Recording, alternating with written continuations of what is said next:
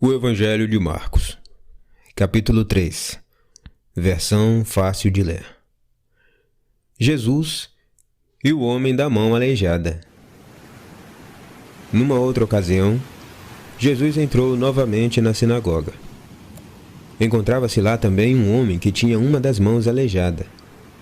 Algumas pessoas, porém, estavam lá somente para observar Jesus de perto. Eles queriam ver se Jesus iria curar alguém no sábado, pois assim eles poderiam acusá-lo.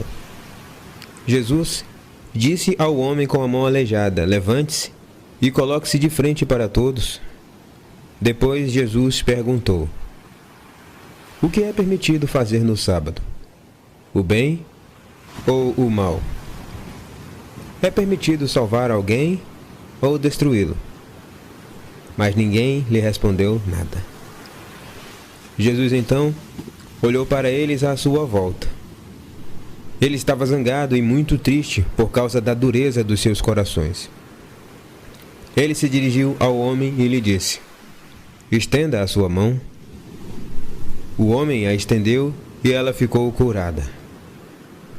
Os fariseus então saíram e encontraram-se com os herodianos. Começaram imediatamente a fazer planos para matá-lo. Jesus partiu com os seus discípulos para o lago da Galileia, mas uma grande multidão o seguia. Eram pessoas vindas das regiões da Galileia e da Judéia, de Jerusalém e da Idumeia.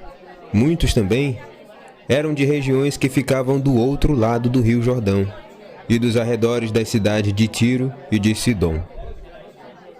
Eles formavam uma enorme multidão e tinham vindo porque ouviram falar de todas as coisas que Jesus fazia. A multidão era tão grande que Jesus pediu aos seus discípulos que lhe arranjassem um barco para que assim ele não fosse apertado pelo povo.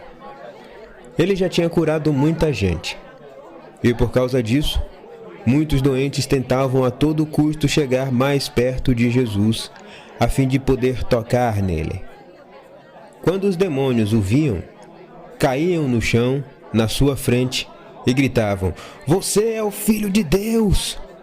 Mas Jesus os advertia severamente para que eles não dissessem quem ele era. Jesus subiu um monte e chamou para si aqueles que ele queria. Eles foram, e dentre eles, Jesus escolheu 12, a quem chamou de apóstolo. Jesus os escolheu para que eles andassem sempre com ele, e também para que pudessem enviá-los a proclamar a sua mensagem, dando-lhes autoridade até para expulsar demônios.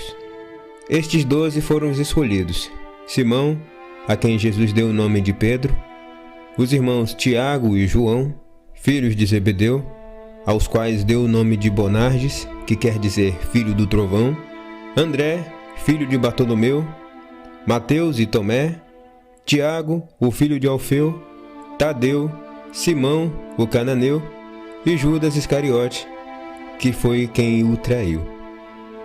Depois disso, Jesus voltou para casa, mas novamente uma grande multidão se reuniu. Havia tanta gente que Jesus e seus discípulos nem sequer podiam comer. Quando os parentes de Jesus ficaram sabendo dessas coisas, foram buscá-los, pois as pessoas estavam dizendo que ele tinha perdido a razão. Os professores da lei que tinham vindo de Jerusalém diziam: "Ele está possuído por Belzebu, o chefe dos demônios. É pelo poder dele que Jesus expulsa os demônios." Jesus então chamou-os para perto dele e, por meio de parábolas, disse: "Como é que Satanás pode expulsar Satanás? Um reino que estiver dividido e lutar contra si mesmo não pode durar. Uma família que estiver dividida e lutar contra si mesmo não pode durar. Se Satanás se opuser a si mesmo e estiver dividido, ele não durará, porém este será o seu fim. Ninguém entra na casa de um homem forte para lhe roubar os bens sem primeiro amarrá-lo. Depois de fazerem isso, então o ladrão pode entrar e roubar a sua casa. Digo a verdade a vocês: os homens podem ser perdoados de todos os pecados que cometerem e também de todas as coisas más que disserem contra Deus. Mas aquele que insultar o Espírito Santo, esse não será perdoado, uma vez que ele é culpado de pecado eterno. Jesus disse isso porque eles diziam que ele estava possuído por um demônio. Logo em seguida, chegaram a mãe e os irmãos de Jesus. Eles ficaram do lado de fora e mandaram chamá-lo. A multidão sentada à sua voz lhe disse: "A sua mãe e os seus irmãos estão aí fora, perguntando por vocês." Jesus então disse: "Quem é a minha mãe e quem são meus irmãos?" Depois, olhando para os que estavam sentados no círculo ao seu redor, disse: "Aqui estão a minha mãe e os meus irmãos. Todo aquele que faz a vontade de Deus é meu irmão, minha irmã e minha mãe."